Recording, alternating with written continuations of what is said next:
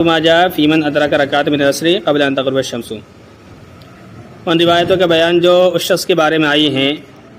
جو عصر کی ایک رکعت پا لیتا ہے سورج کے غروب ہونے سے پہلے۔ یہ جو باب ہے انتہائی اہم باب ہے، اور اگر اس کو صحیح طرح سے نہ سمجھا جائے تو پھر غلط مسئلہ ذہن میں آ سکتا ہے۔ اس باب کو سمجھنے سے پہلے چند باتیں یاد رکھیں۔ ایک بات تو یہ ہے کہ احناف کا فقہ کے تعلق سے یہ طریقہ ہے کہ احناف نے قرآن و احادیث میں سے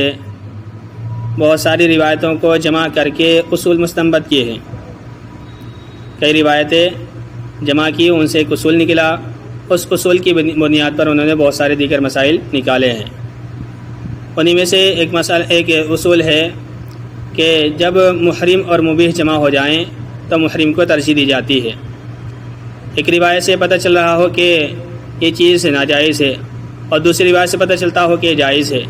تو جب مبیح یعنی مباح کرنے والی چیز اور محرم یعنی حرام کرنے والی چیز جب یہ دونوں جمع ہو جائیں تو پھر ایسی صورت میں محرم کو ترجیح دی جاتی ہے، اور جو روایت حرام کرنے والی ہو، روکنے والی ہو، اس کو ترجیح دی جاتی ہے۔ اور اس کے پیچھے بہت ساری روایتیں ہیں جن کی بنیاد پر یہ اصول بنایا ہے، اور قرآن کریم کی آیتیں اور احادیث اس سے متعلق ہیں۔ چنانچہ خود نبی علیہ الصلوۃ والسلام نے فرمایا کہ الحلال بین والحرام بین وبینہما متشابہات، کہ حلال چیزیں واضح ہیں، حرام بھی واضح ہیں، لیکن درمیان میں متشابہ بھی ہیں، اور ان سے بچنے کا حکم نبی علیہ الصلوۃ والسلام نے دیا ہے۔ تو مطلب یہ ہے کہ جن چیزوں کے بارے میں یہ بھی احتمال ہو کہ حلال ہے اور یہ بھی احتمال ہو کہ حرام ہے، تو ایسی صورت میں حرام کو ترجیح دیتے ہوئے نبی علیہ الصلوۃ والسلام نے بچنے کا حکم دیا ہے کہ ایسی صورت میں بچنا چاہیے۔ تو یہ بات سمجھ میں آ گئی۔ اب دیکھیں، اس روایت سے یہ مسئلہ سمجھ میں آ رہا ہے کہ اگر کوئی شخص فجر کی نماز پڑھ رہا ہو اور نماز پڑھتے پڑھتے سورج نکل آئے، تو نبی علیہ الصلوۃ والسلام نے فرمایا کہ اگر ایک رکعت پڑھ لی تھی تو دوسری رکعت بھی پڑھ لے اور نماز کو پورا کر لے۔ ایک رکعت اگر پڑھ لی تھی تو دوسری رکعت بھی اس کے ساتھ ملا لے، کیونکہ اس نے نماز کو پا لیا ہے۔ یہاں پر یہ آیت آئی ہے۔ اس کے علاوہ بخاری شریف کے اندر تمام نمازوں کے سلسلے میں بھی یہ بات آئی ہے کہ من ادرک رکعت من الصلاۃ فقد ادرک الصلاۃ، کہ جس نے نماز کی ایک رکعت کو پا لیا تو اس نے نماز کو پا لیا، یعنی اس کو نماز پوری کرنی چاہیے اگرچہ وقت نکل جائے۔ تو اس روایت سے یہ بات ثابت ہوئی کہ اگر فجر کی نماز پڑھ رہا ہو اور سورج نکل آئے تو نماز کو جاری رکھنا چاہیے اور نماز فاسد نہیں ہوگی۔ اسی طرح سے اگر کوئی عصر کی نماز پڑھ رہا ہو اور پڑھتے پڑھتے سورج نکل آئے،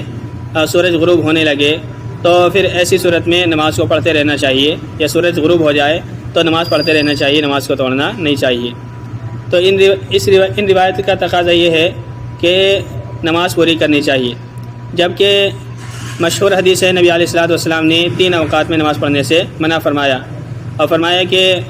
یہ سورج کے سینگوں کے درمیان طلوع غروب ہوتا ہے، اور اس وقت سورج کے پجاری سورج کی پوجا کرتے ہیں، تو لہذا ان اوقات میں نماز نہ پڑھنی چاہیے۔ تو یہ جو روایت ہے جو اوقات مکروہ میں نماز پڑھنے سے منع کرتی ہے، تو اس کا تقاضا یہ ہے کہ نماز نہیں پڑھنی چاہیے، اور یہ جو روایت آ رہی ہے اس کا تقاضا یہ ہے کہ نماز کو پورا کرنا چاہیے۔ تو ایک کہہ رہی ہے کہ ان اوقات میں نماز پڑھنا منع ہے، مکروہ ہے، حرام ہے، اور دوسری کہہ رہی ہے کہ اس وقت میں نماز پڑھ لینی چاہیے۔ تو جب مبیح اور محرم جمع ہو جائیں تو احناف محرم کو ترجیح دیتے ہیں، اس وجہ سے احناف نے اس روایت کو ترجیح دی ہے جو دوسری روایت آئی ہے بخاری شریف کے اندر کہ مکروہ اوقات میں نماز نہیں پڑھنی چاہیے۔ لہذا اگر مکروہ اوقات میں نماز شامل ہو جاتی ہے، اگر مکروہ اوقات میں نماز چلی جاتی ہے تو وہ نماز فاسد ہو جاتی ہے۔ اگر کوئی سورج کے طلوع ہونے سے پہلے نماز پڑھ رہا تھا اور اسی درمیان سورج طلوع ہو گیا تو نماز اس کی فاسد ہو جائے گی۔ تو احناف نے دیگر روایت کی بنیاد پر اس کا مطلب لیا ہے۔ تو پھر یہ روایت یا تو منسوخ مانی جائے گی یا پھر اس روایت کو مرجوح قرار دیا جائے گا، جو دوسری روایت ہے وہ راجح ہوگی۔ دیکھیں، تو یہ فجر میں تو یہی مسئلہ ہے باقی عصر کے بارے میں پہلے وضاحت میں نے کر دی تھی کہ عصر کا جو وقت ہے وہ سارا کا سارا کچھ ناقص ہے کچھ کامل ہے، اور جب نماز کو پڑھتے ہیں آخری وقت میں تو ناقص ہی شروع کی تھی، اور اگر کسی شخص نے آخر وقت میں نماز شروع کی عصر کی تو ناقص وقت میں اس نے نماز شروع کی ہے، اور اسی دوران اگر سورج غروب ہو جائے، سورج غروب ہونے کے بعد مغرب کا وقت شروع ہو جاتا ہے تو مغرب کا وقت جو ہے وہ کامل ہے، تو چونکہ شروع کی تھی اس نے ناقص اور ادا کرا وہ کامل، تو اصول کی بنیاد پر اس کی نماز درست ہو جائے گی۔ جبکہ یہاں پر جو ہے جب اس نے فجر کی نماز شروع کی تھی تو کامل شروع کی تھی، لیکن جب اس نے ختم کی ہے تو مکروہ اوقات میں جانے کی وجہ سے یہ نماز ناقص ہوئی، تو کامل شروع کی تھی ناقص ادا ہو گئی، تو اس وجہ سے نماز معتبر نہیں ہوگی۔ تو مسئلہ تو یہی ہے، لیکن اس کے ساتھ ساتھ میں ایک مسئلہ یہ بھی ہے کہ اگر کسی شخص کو دیکھے کہ وہ سورج کے طلوع ہونے کے وقت نماز پڑھ رہا ہے تو اگر وہ خاص ہے یعنی کوئی عالم وغیرہ ہے تو اسے بتلا دینا چاہیے، لیکن اگر کوئی عامی آدمی ہے تو اسے اس وقت نہیں ٹوکنا چاہیے، نماز پڑھنے دینا چاہیے، جب وہ نماز سے فارغ ہو جائے تو پھر اس کو آہستہ سے مسئلہ بتلا دینا چاہیے۔ یعنی ایسا نہ ہو کہ اگر آپ امام ہیں تو کسی عام مقتدی کو نماز پڑھنے سے روک دیں، کیونکہ ہو سکتا ہے کہ وہ اس وقت نماز پڑھنے سے غافل ہو جائے اور چلا جائے اور پھر دوبارہ نماز نہ پڑھے، تو اس لیے نماز پڑھنے کے بعد اسے آرام سے سمجھا دینا چاہیے کہ اپنی نماز دوہرا لو۔ امام ترمذی فرماتے ہیں اس بیان کے انصاری نے، فرماتے ہیں بیان کے معن نے، اور فرماتے ہیں اس بیان کے مالک بن انس نے زید بن اسلم کے حوالے سے، انہوں نے عطا بن یسار کے حوالے سے، انہوں نے بصر بن سعید اور اعرج کے حوالے سے، اور انہوں نے ان سے بیان کیا ابو ہریرہ کے حوالے سے، انہوں نے نبی صلی اللہ علیہ وسلم کے حوالے سے کہ نبی صلی اللہ علیہ وسلم نے فرمایا کہ جس نے صبح کی ایک رکعت کو پا لیا سورج کے طلوع ہونے سے پہلے تو اس نے صبح کو پا لیا، اور جس نے عصر کی ایک رکعت کو پا لیا سورج غروب ہونے سے پہلے تو اس نے عصر کو پا لیا۔ اس باب میں حضرت عائشہ سے روایت ہے، امام ترمذی فرماتے ہیں ابو ہریرہ کی حدیث حسن صحیح ہے، اور اسی کے قائل ہیں ہمارے اصحاب اور امام شافعی، امام احمد، امام اسحاق، اور اس حدیث کا مطلب ان کے نزدیک عذر والے کے لیے ہے، جس سے کہ کوئی آدمی نماز سے سو جائے یا اس کو بھول جائے، پھر وہ بیدار ہو اور اسے یاد آئے سورج طلوع ہونے کے وقت یا غروب ہونے کے وقت۔ حناف نے اس حدیث کو مطلقاً چھوڑا نہیں ہے، بلکہ اس حدیث کا مطلب بیان کیا ہے کہ جس نے ایک عصر کی یا فجر کی ایک رکعت کو پا لیا تو گویا اس نے عصر کے وقت کو پا لیا یا مغرب کے وقت کو پا لیا۔ یعنی اگر کوئی شخص اتنا وقت پاتا ہے کہ وہ وضو کر کے ایک رکعت پڑھ سکتا ہے تو اس کے اوپر نماز فرض ہو جاتی ہے۔ اگر کوئی شخص اتنا وقت پا لیتا ہے کہ اس نے وضو کر کے وہ نماز کی ایک رکعت پڑھ سکتا ہے تو اس کے اوپر نماز فرض ہو جاتی ہے۔ مثال کے طور پر کوئی بچہ ہے اور وہ فجر کے وقت میں بالغ ہوا، اتنا وقت اس کے پاس ہے کہ وہ غسل کر کے ایک رکعت پڑھ لیتا ہے تو اس کے اوپر یہ نماز فرض ہو جائے گی۔ اسی طرح سے کوئی حائضہ ہے، وہ پاک ہوئی اور وہ وضو کر کے ایک رکعت پڑھ سکتی ہے تو اس کے اوپر یہ نماز فرض ہو جائے گی۔ تو حناف نے اس کا مطلب بیان کیا ہے۔ اس اعتبار سے اس روایت کا یہ روایت صحیح ہے، اور اس اعتبار سے یہ اس سے حدیث سے نہیں ٹکراتی ہے۔ باقی اپنے ظاہر کے اعتبار سے یہ حدیث جو کہ اس دوسری حدیث سے ٹکرا رہی ہے اور محرم ہے، اس وجہ سے حناف نے اس کو ترجیح دی ہے۔ باب ما جاء في الجمع بين الصلاتين، وبه قال حدثنا حناد قال حدثنا ابو معاوية عن الأعمش عن حبيب بن ابي ثابت عن سعيد بن جبير عن ابن عباس رضي الله تعالى عنه قال جمع رسول الله صلى الله عليه وسلم بين الظهر والعصر وبين المغرب والعشاء بالمدينة من غير خوف ولا مطر، قال فقيل لابن عباس ما أراد بذلك، قال أراد ألا تحرج أمته۔ وفي الباب عن أبي هريرة رضي الله تعالى عنه قال أبو عيسى حديث ابن عباس قد روي عنه من غير وجه، رواه جابر بن زيد وسعيد بن جبير وعبد الله بن الشقيق العقيلي، وقد روي عن ابن عباس عن النبي صلى الله عليه وسلم غير هذا۔ وبه قال حدثنا أبو سلمة يحيى بن خلف البصري قال حدثنا معتمر بن سليمان عن أبيه عن حنش بن كرمة عن ابن عباس عن النبي صلى الله عليه وسلم قال من جمع بين صلاتين من غير عذر فقد أتى بابا من أبواب الكبائر۔ قال أبو عيسى وحنش هذا هو أبو علي الرحبي وهو حنش بن قيس وهو ضعيف عند أهل الحديث، ضعفه أحمد وغيره، والعمل على هذا عند أهل العلم ألا يجمع بين الصلاتين إلا في السفر أو بعرفة، ورخص بعض أهل العلم من التابعين في الجمع بين الصلاتين للمريض، وبه قول أحمد وإسحاق، قال بعض أهل العلم يجمع بين الصلاتين في المطر وبه يقول الشافعي وأحمد وإسحاق ولم يرى الشافعي للمريض أن يجمع بين الصلاتين.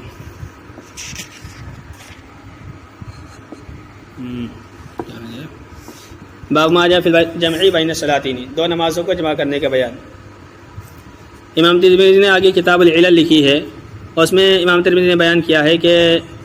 دو روایتیں ایسی ہیں کہ جس پر کسی نے عمل نہیں کیا ہے۔ ان میں سے ایک روایت یہ بھی ہے کہ جس پر کسی بھی امام کے نزدیک عمل نہیں ہے، اور روایت یہ ہے کہ نبی علیہ الصلوۃ والسلام نے مدینہ میں ظہر اور عصر کو اسی طرح مغرب اور عشاء کو ایک ساتھ جمع کر کے پڑھا ہے، یعنی ایک ہی وقت میں ظہر اور عصر کو اور مغرب اور عشاء کو ایک ہی وقت میں پڑھا ہے، اور نہ کوئی خوف کی بات تھی اور نہ ہی بارش کا معاملہ تھا، بلکہ اسی طرح آپ نے پڑھا ہے۔ تو عبداللہ بن عباس سے پوچھا گیا کہ آپ نے ایسا کیوں کیا تھا؟ تو فرمایا تاکہ امت کو تنگی پیش نہ آئے، یعنی اگر کوئی ضرورت پیش آ جائے تو نماز کو جمع کر کے بھی پڑھا جا سکتا ہے۔ آپ نے یہ کر کے دکھلا دیا تھا کہ اس طرح سے ایک ہی وقت میں دو نمازیں پڑھی جا سکتی ہیں، اگر کوئی عذر پیش آ جائے یا کوئی خوف کا معاملہ پیش آ جائے تو دو نمازوں کو ایک ساتھ پڑھا جا سکتا ہے۔ تو یہ آپ نے اس لیے کر کے دکھلایا تاکہ امت تنگی میں نہ پڑ جائے۔ باقی ایسا کرنا کیسا ہے؟ تو بغیر عذر کے ایسا کرنا نبی علیہ الصلوۃ والسلام نے دوسری آیت میں بیان فرمایا کہ کبیرہ گناہوں کے دروازے پر پہنچنا ہے، کیونکہ اگر پہلی نماز کو بعد میں پڑھتا ہے، مثال کے طور پر ظہر کی نماز کو عصر کے وقت میں پڑھتا ہے تو یہ نماز کو قضا کرنا ہے جو کبیرہ گناہ ہے۔ اسی طرح سے اگر کوئی شخص عصر کی نماز کو ظہر میں پڑھتا ہے تو یہ وقت سے پہلے ادا کرنا نماز درستی نہیں ہوگی، تو گویا نماز کا چھوڑنے والا ہو جائے گا۔ تو بہرحال بغیر عذر کے جمع کرنا یہ گناہ کی بات ہے اور جائز نہیں ہے، البتہ نبی علیہ الصلوۃ والسلام نے امت کو تعلیم دینے کے لیے بیان کیا ہے۔ احناف کہتے ہیں کہ اس روایت کا جو مطلب ہے یہ جمع سوری سے ہے، یعنی نبی علیہ الصلوۃ والسلام نے ظہر اور عصر کو اور مغرب و عشاء کو سوری طور پر جمع کیا تھا، یعنی اصل میں ظہر کا آخری وقت تھا اور عصر کا ابتدائی وقت تھا، اسی طرح مغرب کا آخری وقت تھا، عشاء کا شروع وقت تھا۔ تو اس طرح سے دیکھنے سے تو لگتا تھا کہ یہ جمع ہے، لیکن حقیقت میں یہ جمع نہیں تھا، صورتاً ہی جمع تھا۔ تو اگر کسی وجہ سے اس طرح جمع کیا جائے تو کوئی حرج نہیں ہے۔ اسی طرح سے اگر کوئی خاص پریشانی کا معاملہ ہو تو جمع تقدیم تو احناف کے یہاں جائز ہے، لیکن وہ جمع تاخیر جائز ہے، جمع تقدیم جائز نہیں ہے۔ یعنی کوئی عذر پیش آ جائے تو نماز کو مؤخر کر کے پڑھا جا سکتا ہے، مثال کے طور پر ظہر میں نماز نہ پڑھ سکا اس کو عصر میں پڑھ لے، لیکن جمع تقدیم یعنی عصر کی نماز ظہر میں پڑھے یہ جائز احناف کے یہاں نہیں ہے۔ امام ترمذی فرماتے ہیں ہم سے بیان کیا ابو معاویہ نے، اور فرماتے عامش کے حوالے سے، انہوں نے حبیب بن ابی ثابت کے حوالے سے، انہوں نے سعید بن جبیر کے حوالے سے، انہوں نے ابن عباس کے حوالے سے فرماتے ہیں کہ رسول اللہ صلی اللہ علیہ وسلم نے ظہر اور عصر کو اور مغرب اور عشاء کو مدینہ میں جمع کیا بغیر خوف کے، بغیر بارش کے۔ تو راوی کہتے ہیں کہ ابن عباس سے پوچھا گیا کہ اس کے ذریعے سے آپ نے کیا ارادہ کیا تھا؟ تو انہوں نے کہا کہ نبی علیہ الصلوۃ والسلام نے ارادہ کیا کہ آپ کی امت تنگی میں نہ پڑ جائے۔ اس باب میں حضرت ابو ہریرہ سے روایت ہے، امام ترمذی فرماتے ہیں ابن عباس کی حدیث ابن عباس سے مختلف طرق سے مروی ہے، اس کو جابر بن زید اور سعید بن جبیر، عبداللہ بن ابن شقیق و قیلی نے بھی روایت کیا ہے، اور ابن عباس سے نبی علیہ الصلوۃ والسلام سے اس کے علاوہ بھی حدیث مروی ہے، اور روایت کیا ہے آگے آ رہی ہے۔ امام ترمذی فرماتے ہیں ہم سے بیان کیا ابو سلمہ یحییٰ بن خلف بصری نے، اور فرماتے ہیں ہم سے بیان کیا معتمر بن سلیمان نے اپنے باپ کے حوالے سے، انہوں نے حنش بن اکرمہ کے حوالے سے، انہوں نے ابن عباس کے حوالے سے، انہوں نے نبی صلی اللہ علیہ وسلم کے حوالے سے آپ نے فرمایا کہ جو دو نمازوں کو جمع کرتا ہے بغیر کسی عذر کے تو وہ کبیرہ گناہوں کے دروازے میں سے کسی دروازے پر آیا ہے، تو وہ کبیرہ گناہوں کے دروازوں میں سے کسی دروازے پر آیا ہے، یعنی اس نے کبیرہ گناہ کا ارتکاب کیا ہے۔ امام ترمذی فرماتے ہیں کہ یہ حنش ابو علی رحبی ہیں اور وہ حنش بن قیس ہیں، ان کا والد کا نام حنش قیس ہے، اور یہ ضعیف محدثین کے نزدیک ان کو احمد وغیرہ نے ضعیف قرار دیا ہے، اور اسی پر عمل ہے اہل علم کے نزدیک کہ دو نمازوں کو جمع نہیں کیا جائے گا مگر سفر میں یا عرفہ میں، تو سفر میں جمع کرنا جائز ہے، جبکہ جمع سوری ہو یا کسی وجہ سے اگر سفر میں نماز نہ پڑھ سکتا ہو تو پھر جمع تاخیر جائز ہو جائے گی، جیسے آج کا ماحول ہے کہ سفر میں نماز پڑھنا مشکل ہوتا ہے، تو اس لیے جمع تاخیر اس صورت میں جائز ہوگی کہ مقام پر پہنچ کر کے نمازوں کو بعد میں پڑھ لیا جائے، لیکن جمع تقدیم یعنی پہلے ہی ساری نمازوں کو پڑھ کے چلے یہ جائز نہیں ہے۔ اسی طرح عرفہ میں 2 نمازوں کو جمع کر کے پڑھا جاتا ہے، ایسے مزدلفہ میں تو یہ بھی جائز ہے۔ اور بعض اہل علم نے تابعین میں سے رخصت دی ہے 2 نمازوں کو جمع کرنے میں مریض کے لیے، اور اسی قائل امام احمد، امام اسحاق۔ بعض اہل علم نے کہا ہے کہ 2 نمازوں کو جمع کرے گا بارش میں، اسی قائل امام شافعی، امام احمد، امام اسحاق۔ امام شافعی نے مریض کے لیے روا نہیں کیا ہے کہ وہ 2 نمازوں کو جمع کرے۔ تو بہرحال ان کے مختلف مسائل ہیں، لیکن احناف کے یہاں صرف جمع تاخیر جائز ہے، جمع تقدیم جائز نہیں ہے۔